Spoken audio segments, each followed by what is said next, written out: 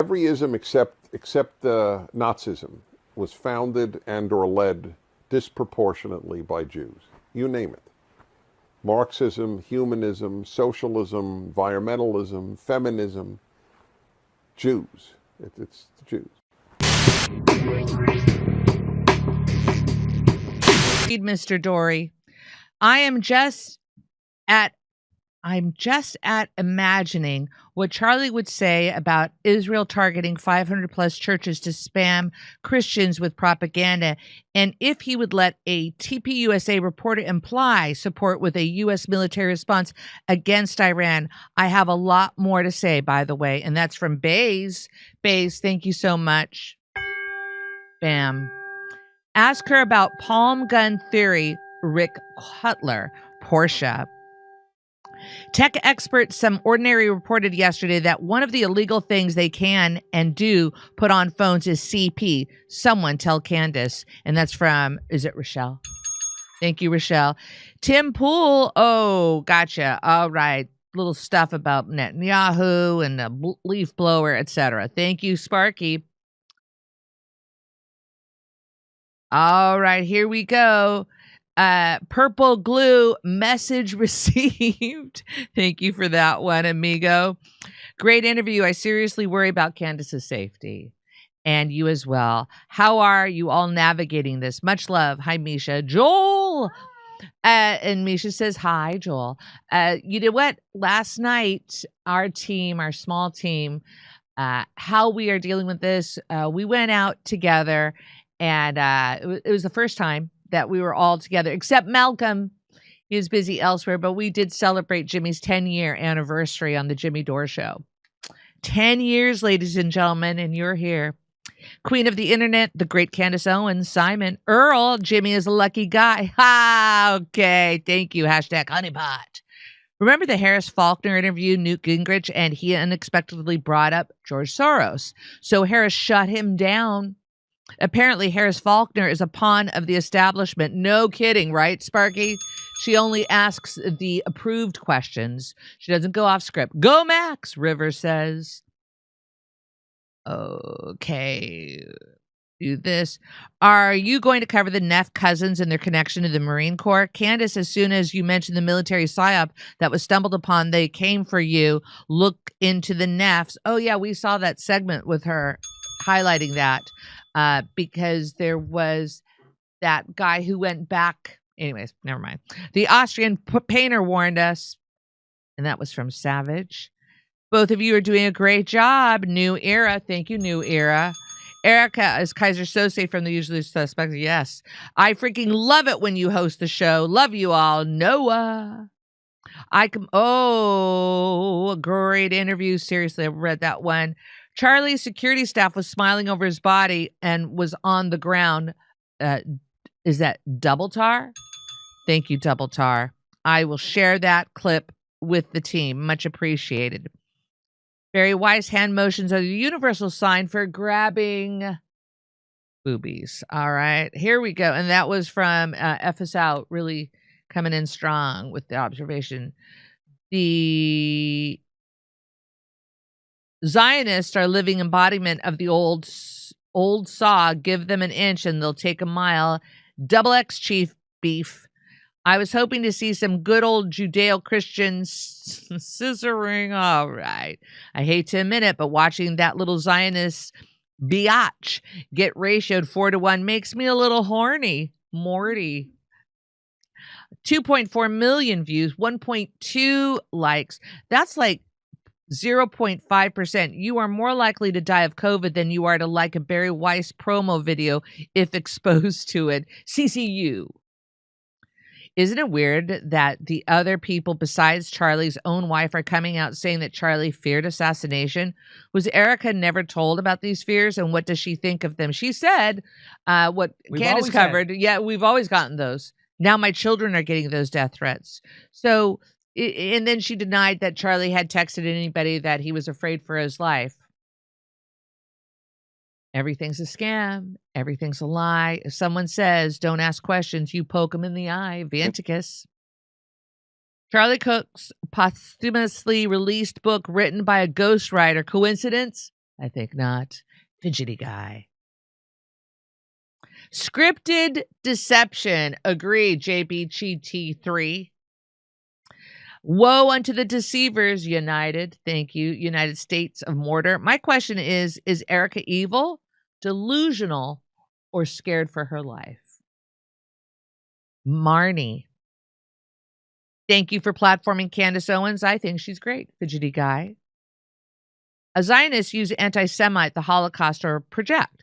They're finding out they've got nothing, now buying up media and social media to repeat lies and bury the truth, just like the cars on October 7th. Jack in the Box. It's kind of interesting that they don't have all the bots liking everything that Barry Weiss puts out there, or CBS. Where are all the bots? How did that happen? Do this one. Oh, Brian, welcome to being a monthly supporter. Much appreciated, amigo. All right. Congress doesn't want to declare AIPAC a foreign lobbyist group because the campaign funds, never mind memes, would be direct election takeover by a foreign rogue government. Jack in the Box. What do you think? Well, you know what? I think that we're going to have a guest. I'm not sure how soon, but the guest has created funding for politicians. Monday. We're going to have, do you know the name of the guest? Reckenwald? Michael Rechtenwald. And he has created a PAC for politicians that aren't accepting AIPAC money. Monday. Thank you, Misha. The truth isn't red or blue or Jewish. That's from Jimmy Dennett. Hows are harassing able to attack Europe? Is that Hamas harassing able to attack Europe when they can't even get to a Gaza Strip? Incredible. I tried my best on that one, Squire. You remember the CIA heart attack gun exposed in an official hearing? Can you imagine the shit they have today? Right? Corn Pop? When I lie, I'm also indignant about telling the truth. My real name. They will fire everybody except Wolf, Jake Tapper, and maybe Dana Bash, their editor-in-chief. Oh, no, and make Dana Bash their editor-in-chief. Gotcha. And that was from my friend Goo81. Now, I'm not sure if I understand this. Nah. I saw a while back Jimmy contributed to Iconic. Would you be willing to have David Icke on the show? Seems like no one wants to platform him. Well, why is that? I don't know why. Well, you can show Jimmy. I think he has a lot of interesting things to say. He's been right, he's been right about things, and I'll probably invite him on. I have a long-standing policy which I have stuck to for 10 years that I don't platform or I don't bring people on the show who tried to get on the show by bad faith arguments against me. So what a common tactic of people is, and I saw this mostly around Forced to Vote when I was doing that, is that people would say things about me that I knew were false. And then they would say, well, have me on your show to debunk me. And so I try not to do that. So for absolutely no reason, David Icke came at me because I was getting it right about, I forget what it was. I was getting something right. I don't know if it was about COVID or something. And he came out and tried to besmirch me, discredit me because I wasn't on it as fast as he was or something. So he was trying to provoke me to, and so, but it didn't really bother me. And yeah, David Icke was on the COVID thing way before me for sure. It took me about a year. It took me to getting vaccine injured to look into it. And then I found out that the scam that COVID was, which from start to finish, it was a scam. It was a DARPA operation, actually. So, yeah, I probably would like to have him on. I probably would like, I'll break my one rule. I'll break my rule for that because it wasn't that bad what he did. He was just upset that he looked at me like a Johnny come lately. But you know, I was certainly one of the first ones to have on Dr. Robert Malone on my show. And I was one of the only ones on a daily basis debunking the COVID. Nobody in this space was doing that. Nobody. I was the only one. Can you think? Oh, Kim Iverson. Kim Iverson also did great work. Is there somebody else that did great work? I mean, I know Max Blumenthal was skeptical of it from the get-go. But nobody else did. I was doing, and so I got, they tried to take me down. YouTube tried to take us down. They took down 4 or 5 of our videos that were for being factual. I said, but that's factual. And they said, well, you just, you have to provide more context. And so recently we got those videos reinstated after Google apologized for censoring and said that, and then YouTube reinstated a bunch of accounts and everything because they admitted that they were pressured by the government to do that. And so I said, hey, can we get these reinstated because they're true? And they said yes, and they reinstated those videos that they took down from us as they tried to take down our show. So I paid a lot of price for telling the truth about COVID. Almost lost my show. Almost lost my, everybody here wouldn't have a job. Almost lost my whole business. Yeah, people made videos about you because you were selling merch too. Yeah, I was pretty selling, nefarious. I was Jimmy. selling T-shirts like everybody does. Everybody does. Yeah, I know.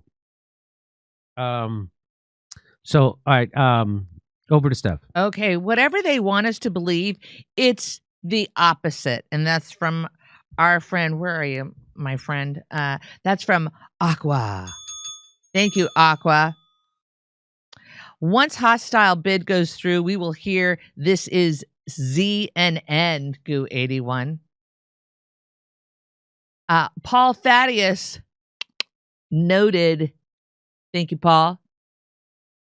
They will fire everybody. Oh, I read that one, Goo. Beyond grateful for Team Jimmy. DKW 1969. Thank you, DK. Mark, this is very sweet. Enlightenment through compassion. Don't stop feeling it, but don't attach so much that it destroys you. Thank you, Mark. That was thank you for that sentiment. Anyone capable of harming children in this way reveals themselves to be a predator on humankind. This is why the IDF are killing themselves after realizing what they have done. Divine X judgment. Jewish Bolsheviks killed over 60 million Christians, aka the real Holocaust, the one that actually happened. Thessalonians 2:15. Notice how one Palestinian with an amputated leg would still stand up to shake the hands of Tucker Carlson. In Arab culture, if you are seated, you have to stand to shake someone's hand out of respect. Goo81. You need to watch Tucker interview with John Rich. Very heavy, but this sounds conspiratorial. Tucker in this interview looks like a different Tucker. Does Tucker have a clone or a double? Mammoth. Arkoff, it's psychopathic and twisted watching people babble about how barbaric they think Muslims and their cultures are, while Western cultures amasses a mountain of over 400,000 child corpses in Gaza. Arkoff. Joe, thank you, Joe. Love you all so much. Thank you so much, CSL. That's very sweet of you. Okay, let's see here. I have a couple more. Let's see here. Glenn Greenwald asked everyone to vote for Miss Rachel to show the absurdity of the contest. Yep. Merry Christmas, Misha and Steph. Black Spock. Thank you, Black Spock. Good to hear from you. Merry Christmas. Octagon enjoyed our subtle merch ad. Thank you for that, Octagon. All right, let's see here. I'm scrolling. Let's go back up so I can see that one. Thank you for being patient, everybody.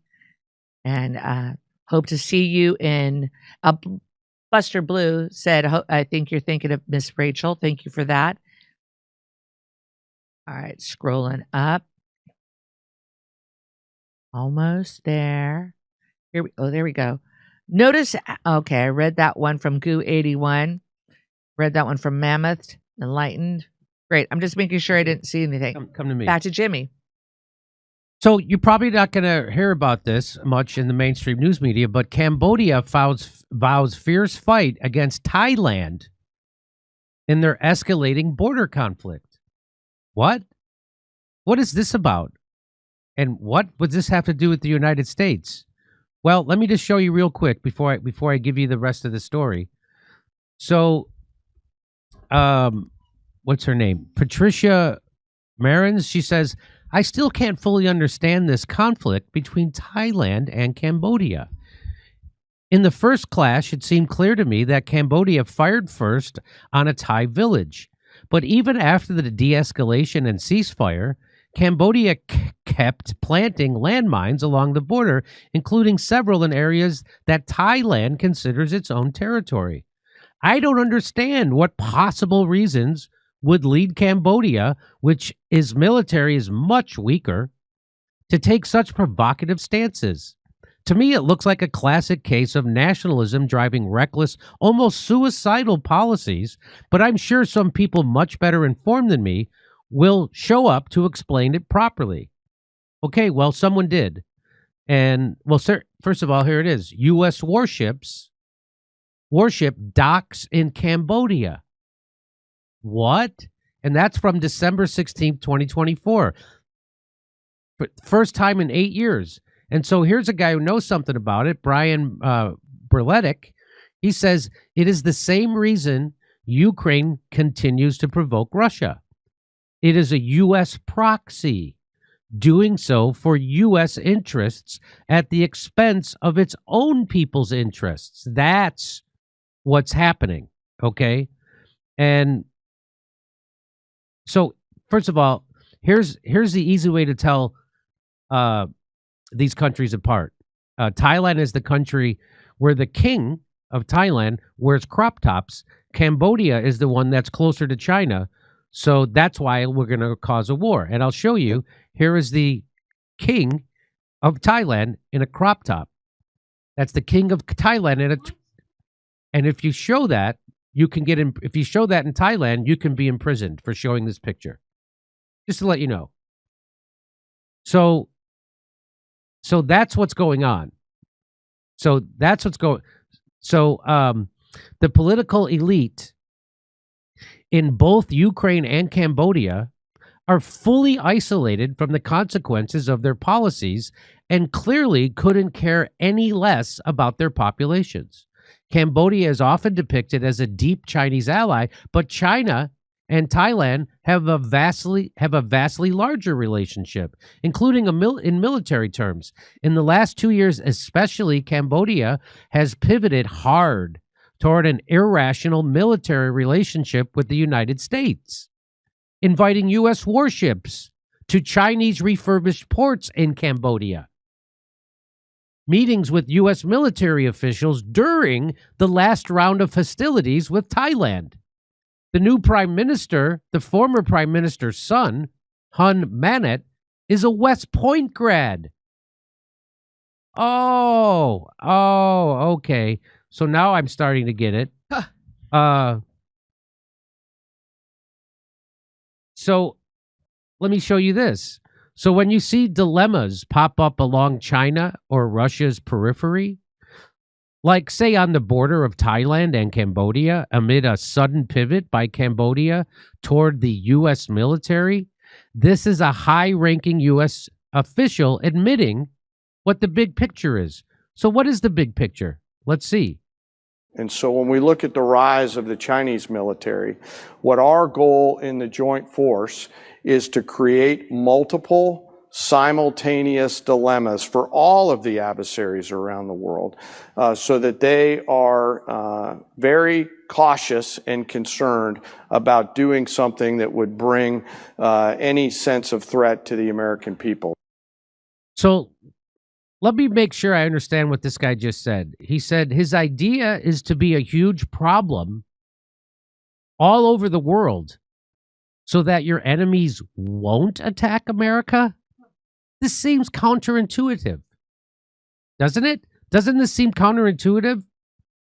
See, it's good that we orchestrate wars because none of it will ever come back to affect us, just like Vietnam didn't, just like the Gulf War didn't, just like every war hasn't. Everything comes out okay.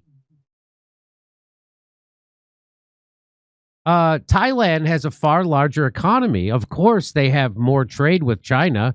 Since when aren't they good partners of the United States anymore? Well, since a long time. The United States has been trying to install a puppet regime into Thailand since 2001.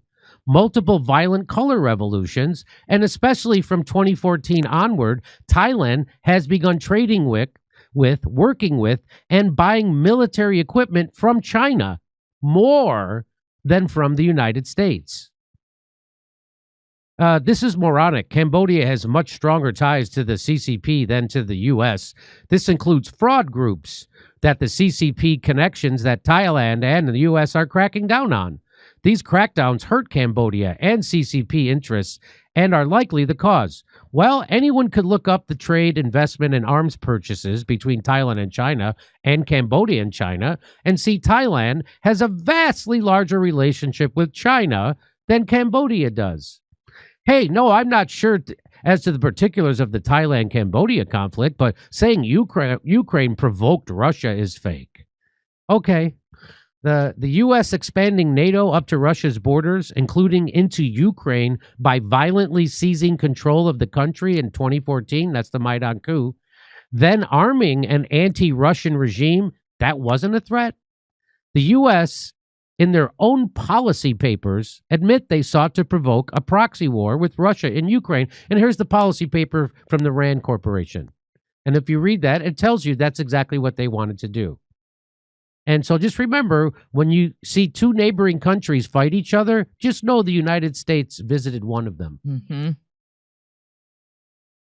U.S. warship docks in Cambodia, a top Chinese ally, and for the first time in 8 years. So, and I'll just give you a quick brief of what's happening. Cambodia's Senate President Hun Sen vowed a fierce fight against Thailand as a second day of widespread renewed combat between the nations Tuesday drove tens of thousands of people to flee border areas. The fighting following a skirmish Sunday that injured 2 Thai soldiers and derailed a ceasefire pushed by U.S. President Donald Trump that ended fighting over territorial disputes in July. The 5 days of fighting then left dozens dead and on both sides and forced the evacuation of over 100,000 civilians. In a sign that neither side was willing to back down, Thai Prime Minister Anuthan Charnvirakul said Tuesday that Cambodia had not yet contacted Thailand about possible negotiations and the fighting would continue. We've got to do what we've got to do, he said. The government will support all kinds of military operations as planned earlier.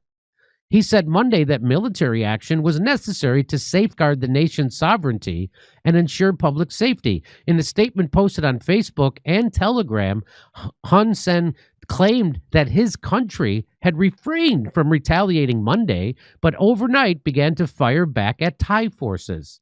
Cambodia wants peace, but Cambodia is forced to fight back to defend its territory. He was prime minister until 2023 when he was succeeded by his son, Hun Manet, but it is still widely seen as the country's de facto leader. So this is the United States doing a color revolution. You want to know why Cambodia, with a smaller military and normally friendly, decided to flip and start attacking them? Well, there it is. Because the United States is pushing this. And this guy let the cat out of the bag. Our whole plan is to create and what? So when we look at the rise of the Chinese military, what our goal in the joint force is to create multiple simultaneous dilemmas for all of the adversaries around the world. So they're going around starting wars all over the world with everyone that they see as an economic adversary. This is always about economics. Nobody's afraid that China is going to attack the United States. Nobody. We're a nuclear power. So this is about using proxies all over the world to attack China.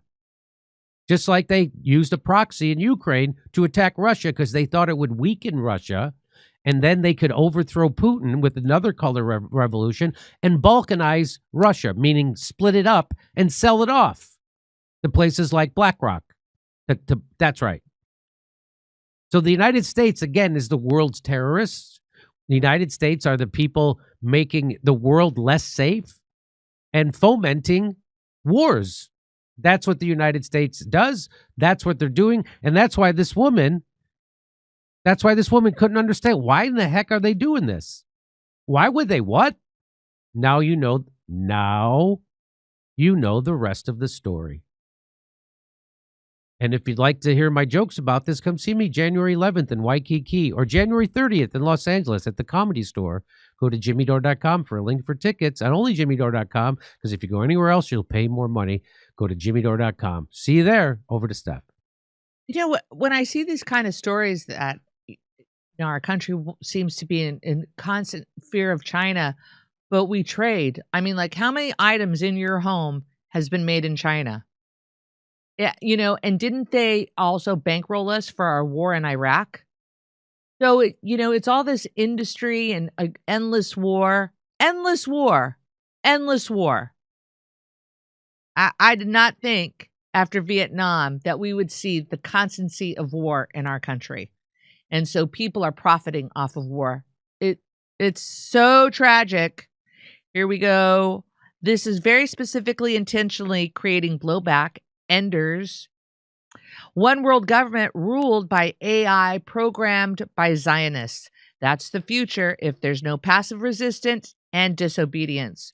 I was watching this clip. I shared it with the team, and it has to do with this guy who's talking about AI and how AI is NAFTA 2.0. So we've been worried about immigrants when, in fact, we should be worried about AI and how law firms aren't hiring young new lawyers when they could just use AI to do that grunt work. NAFTA 2.0. Everybody thought NAFTA was going to be great. Wiped out, people. Careful about pushing the electrocution idea. Electrocution is just a moment, is not a sure thing. What's being put forward could end up being more like a taser. Sparky63, thank you. Second Chance says the world is stupid. They certainly work on keeping us stupid with all the propaganda. If you can't compete, cheat. That's from Pulling the Strings. Truth in Our Heart looks like an Epstein flag. Kinky says he's talking about imperialism's common tool, creating chaos. Right there, out loud. What hubris. Grammy Anon says we're already under attack. JBGT3, back with some facts, $150 billion arms profit during Vietnam scam. Remember how they were going to budget that war down to the last bullet? Zero page, many flags, guys, many flags. All right, let me see if I have anything else. The world is a vampire. Oh. Yep. Killer. NAFTA killed the working class. Sign of Jonah says there's a song by Randy Stonehill called It's a Great Big Stupid World. A little dated references, but still worth listening. I'll listen to it. Thank you, Sign of Jonah.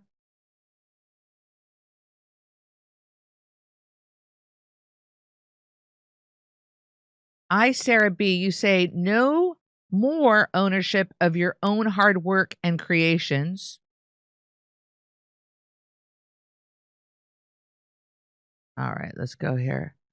Zalipa, Okay. F and Clinton, and NAFTA. No kidding. Back to Jim.